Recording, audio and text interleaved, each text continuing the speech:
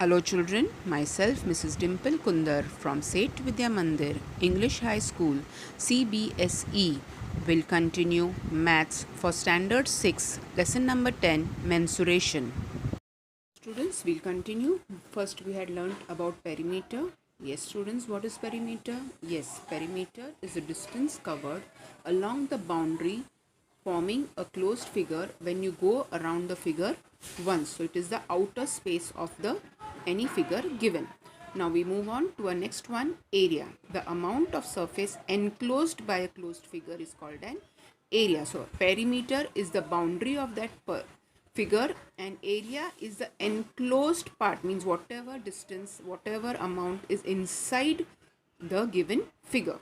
And two more formulas to remember. Area of rectangle is length into breadth and area of square is side into side. And area, the unit of area is always square meters or square centimeters because it is a doubled up amount that I will explain when we continue further.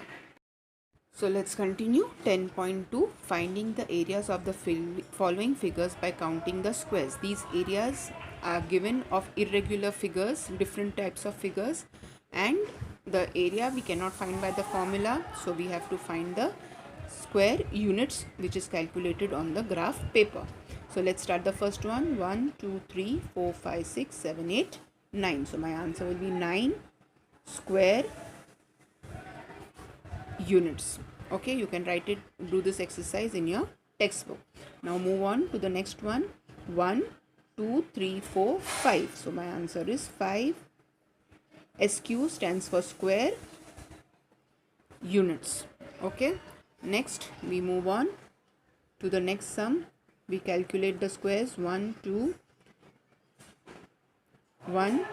full squares and then there are 4 half squares. So 1 2 3 4 square units. We calculate the full 2 squares as 2 and the half squares, 2 half squares will become 1 and the other 2 half squares will become 1. So it becomes 4 square units. Move on. Next one, D1. 1 2 3 4 5 6 7 8. So I will write 8 and square units. Move on to the next figure. 1 2 3 4 5 6 7 8 9 10. So it is 10 square units. All the units are written with the square and then further.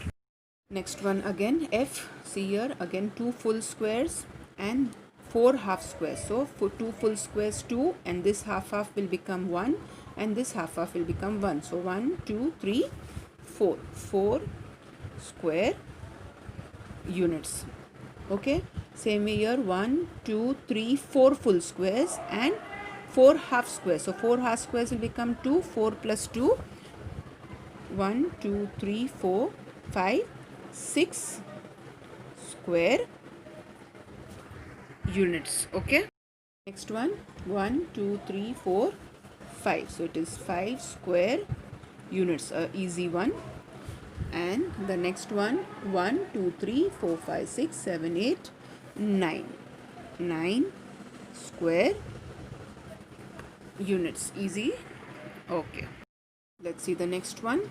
Again 1 2 full squares, 2 half squares, so again it becomes 1 and 2 more half squares, again it becomes 1. So 1 2 3 4 square units. Always count half squares as 1. Next one 1 2 3 4 full squares and 2 half squares, so it becomes 4 plus 1 5 square units. Okay, now we continue. These figures, they are little confusing, so you can give your approximate answer to whatever you feel right. Now here it has 1 2 3 full units because this is just little. So 1 2 3, then 4. When I can count 2 halves, it becomes 4. Another 2 halves becomes 5 6 and I can take as 7 units. When you cannot get the proper one, you can calculate it as an approximate number. Sorry, square units. I forgot to write the square. You get a approximate number. Okay, Now we move on here. Let's count the full ones. 1, 2, 3, 4, 5, 6, 7. Okay, 7. Now calculate half. 8, 9, 10, 11, 12 and a half. So I can take it as 13 square units, because some are full, some are little less and some are little more. So let's take it as 13 square units.